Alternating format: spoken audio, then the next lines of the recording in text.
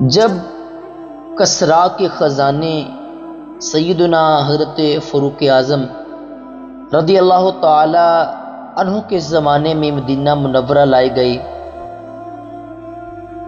تو حضرت عبداللہ بن ارقم رضی اللہ تعالی عنہ نے عرض کیا کہ یہ مال بیت المال میں تقسیم کے لیے رکھ دیں۔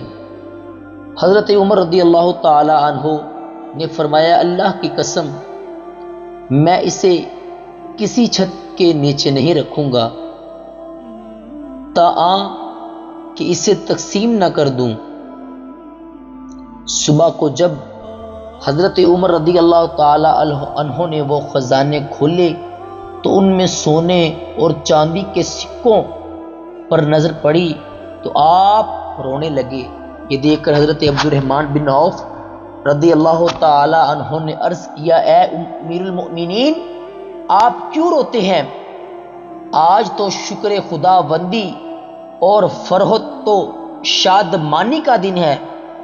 حضرت عمر رضی اللہ تعالی عنہ نے جواب دیا بات یہ ہے کہ یہ مال و دولت جب بھی کسی قوم کو دیے گئے ہیں تو ان میں آپس میں بغض و عداوت ڈال دی گئی ہے، اس خطرے سے مجھے رونا آ رہا ہے۔